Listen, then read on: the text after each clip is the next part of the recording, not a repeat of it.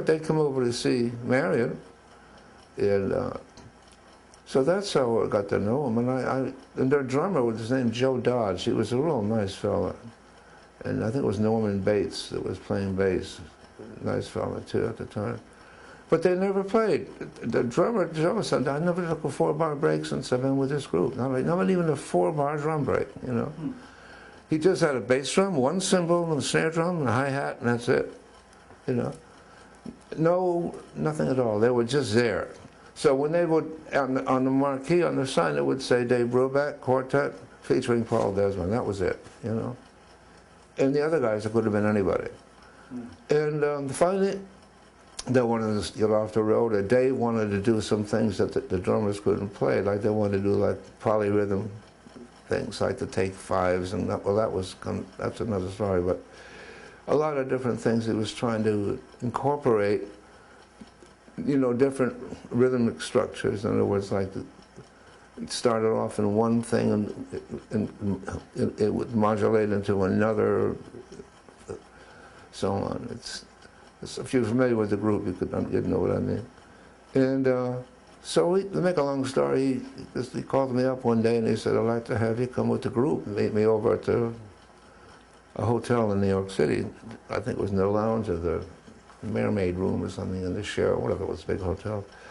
So he wanted to change his drummer and blah, blah, blah. And I told him, I said, "You know, I don't know if you'd like my playing." I said, "Because I don't particularly like what you're doing, you know, it doesn't."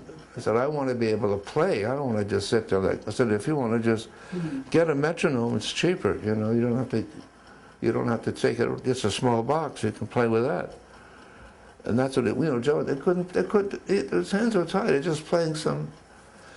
So he said, "Oh no, I'll feature you, oh, you blah, blah, blah, blah, blah," and so on. And he said, "I'm going on a tour for 3 months." He said, "What night, you know," he said, "Would like to have you do that." And he wanted to sign a contract. I said, no, please don't do that. No. Because I said, he said, "Well, I'll feature you. I'll mention you on the marquee. I'll mention you, blah, blah." So I said, "Well, I don't care, you know, about that. I just want to be free to play." So he agreed, and I told him, I said, "No, I may not like your group, and you may not like me." I said, "That's fine, and this is one way of finding out, and we'll both go home and shake hands, and that's it." So he agreed to it, and I agreed to do the tour. I think it was September, October, November. Late September, because we came back in December. It must have been about, let's see, September, October something. Gone for about 2 months, one-nighters, and it was, he featured me, and one of the first jobs he did, is this too long, boring, sir? Oh, this is great. He sent me a couple of records that they had made, and he said, "These are the things, we're going to do a TV show in Chicago." So I got there early. He gave me these records to listen to at home, so I listened to them. They're very simple, you know, very tempo changes, but I was doing a lot of that stuff at Springfield, you know, with Phil Woods and stuff, and people thought that I was kind of way out doing that crazy stuff, going from one tempo to another and in and out, you know.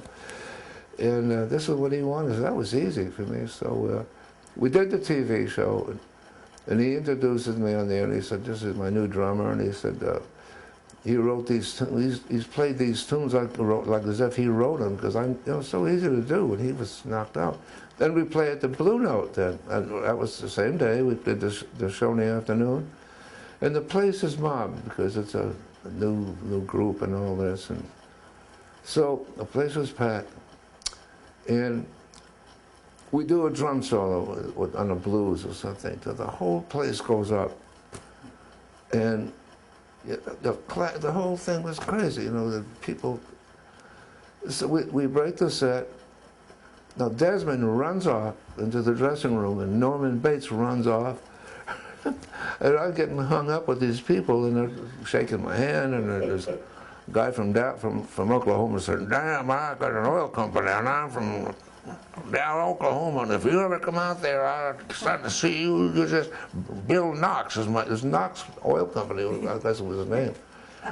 And he owned most of the hotels, and he like one of these guys that owned the city, you know, like Bill Knox. It was a big Knox Oil Company. That's what he was.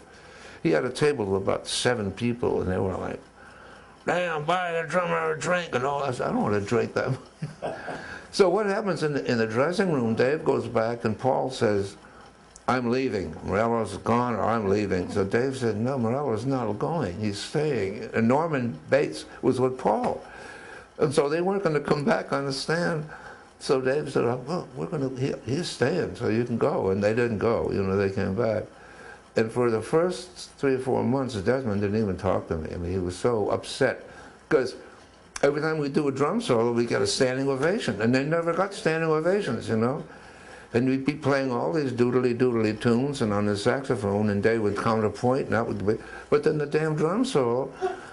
So Dave used to try to play a tune after the drum solo. He'd play For All We Know. That was it. For all you know, you may never show up again, you know.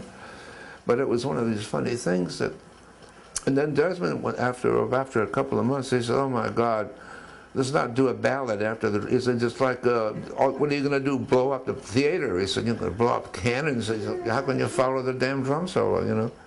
And it was just because they had never done it, you know, I guess. And well, that's the way it all started. And, wow. and finally, after 6 or 7 months, Paul and I became good friends. In fact, we used to hang out together, and he'd have a few drinks, and he'd be spinning down the hallway, and I'd put him into his room and slam the door and say, "Get some rest. We got to be up at 9 in the morning," you know. But that's what happened with it. And the rest is kind of history.